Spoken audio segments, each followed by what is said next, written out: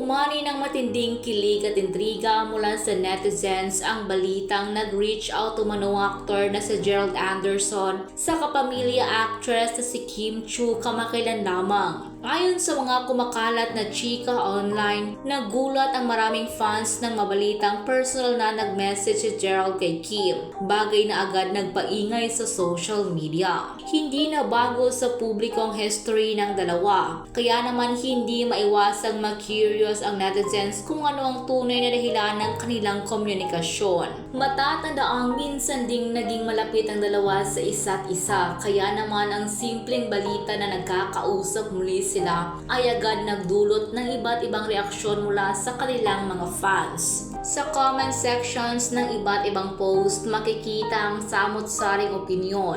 May mga kinikilig at umaasang baka ito na ang simula ng isang bagong proyekto o posibleng reunion, habang may ilan namang nagbiro at nagsabing baka hindi na ito ang tamang panahon, lalo pat busy si Kim sa iba pang commitments. May mga fans din na nagbanggit kay Paolo Avellino na kasulukuyang ka-love team ni Kim sa ilang proyekto, kaya lalo pang uminit ang usapan tungkol sa naturang balita. Habang patuloy ang spekulasyon, marami ang nagtatanong kung ano nga ba talaga ang tunay na dahilan kung bakit nag-text si Gerald kay Kim.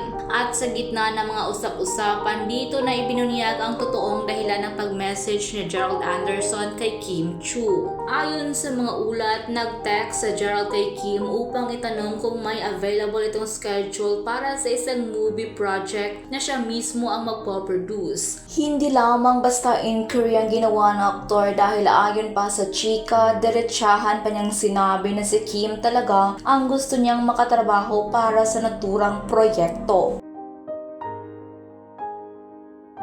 Ito ang naging pahayag ni Gerald na lalong nagpakilig sa mga fans na matagal nang umaasang makita silang magkasama muli sa isang proyekto. Dahil dito lalong uminit ang diskusyon online. Maraming netizens ang nagsabing exciting ang posibilidad na magkasama muli ang dalawa sa isang pelikula, lalo na kung may magandang kwento at chemistry na may pakita sa big screen. Gayunpaman, may ilan ding nagsabing dapat isaalang-alang ang kasulukuyang estado ng kanilang careers at personal na buhay bago magbigay ng mali siya sa naturang balita. Sa ngayon, wala pang opisyal na kumpirmasyon kung papayag nga ba si Kim sa alok o kung matutuloy ang nasabing proyekto. Ngunit isang bagay ang sigurado para sa netizens, ang simpleng pag-text na ito ay sapat na upang muling buhayin ang interest ng publiko sa posibilidad ng kanilang kolaborasyon. Para sa marami, hindi lamang ito tungkol sa nakaraan, kundi sa pagkakataong makita ang dalawang mahusay na artista na magsama sa isang proyekto na parehong pinaghirapan at pinili nila.